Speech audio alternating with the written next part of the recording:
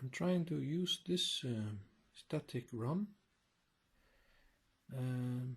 My chip is called LGS GM76C28A, and it's IO or 10, I don't know, I think it's IO 9540. Okay, so this schema is the fit for this, and you can see it's a little bit strange because the address lines here is from 0 to 7, and then there is 2 address lines there and 1 there. It's a bit strange. Why don't they put all on the same side? But that's not.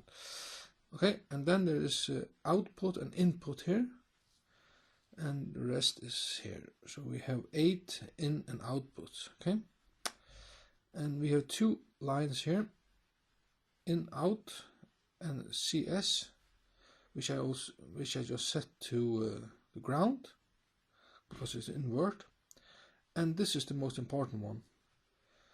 That's the read and write. We're going to use that, and there is power in and power out.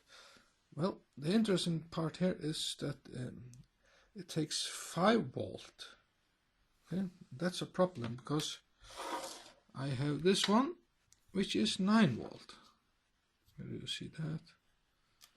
Somewhere it says it's 9 volt. We can also test it. Let's show it. Well, you can see I put the red and the black, and we have 9.5 volt.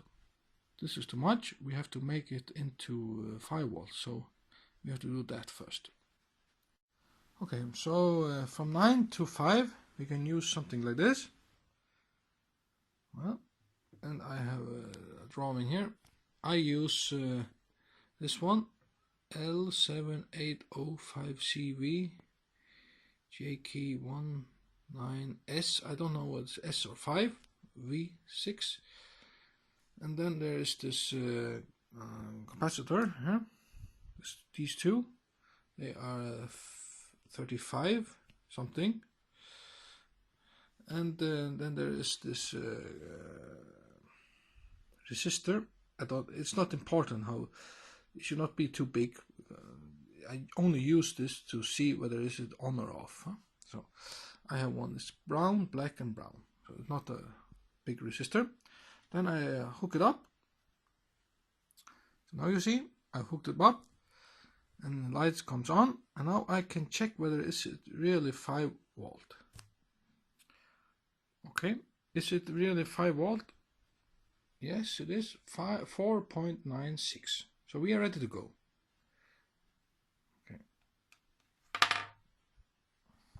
Okay, so now these are the 5 volt, and now this is the RAM. As you may see, it is LGM. Okay, and as you maybe know, all the red wires is the input. Now is addresses. So all these first one here, all the way down there is addresses. You see. So this is the red here, all the way down there, and I put that into positive here. And then we have the strange addresses on the other side. There are 2 here, and you can see there are 2 red there, and they go down here, and there's one also here, and there's one extra here. Okay, so all addresses are added to positive on this side, just to keep it a little bit simpler. Then there is this in and out, 3 in and out here, and then I just add them diodes directly here. And the important thing to notice is that the long pin, which is the positive, comes out of the chip, okay, and into the negative. Okay, that's the most important thing, and that's just for everyone here. Also this one here, the long one here, you can see that a right one is too long. It comes out and into the minus here. Okay. Good. Okay, so the in and out are 3 in and outs on this side and 5 in and outs on this side, which fits the drawing here. 1, 2, 3, 4, 5. Okay. And the current comes in here to the top, which is this one, and it goes out at the bottom here into minus here, which is this one. And then there's 2 extra line here, which is in black for me here. This one, it says CS. That means CS here. Chip select. Chip select. So that has to be negative. It's a line over it, you see? So this black one here is that one here. It goes to minus here. And then there is a OE, which is output enable. We want output enable, and this black one here is output enable, is also on negative here. Okay, and the most interesting is read and write here. And that means that if it is negative, and that is the green one, the only one that is green is the read and write. So as default here, it is in positive. So if it is in positive, it must be in read, and write is negative. Okay, this is it. Let's try it on.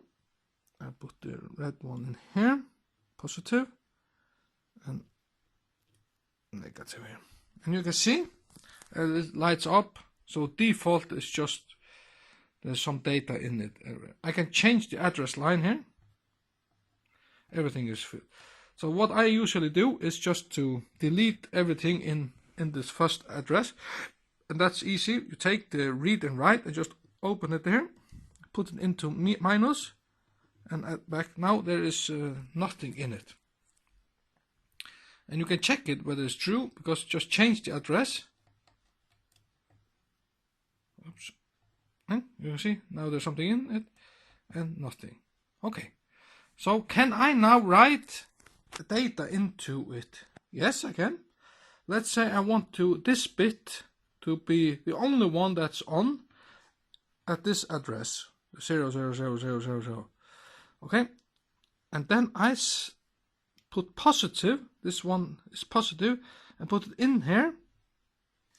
And then I change the read and write, which is the green here. And now I have written one bit into it. See? I'm going to change the address again and go back. You can see it still is one bit. Let's take another address here.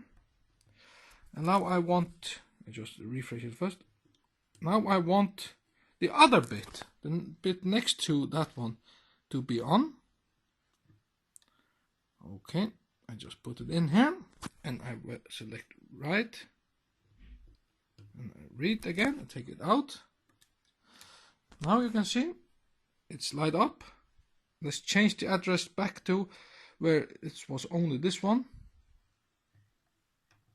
You see, I have now written into the RAM. Perfect. I can of course put several bits in. There's no problem. So this was it.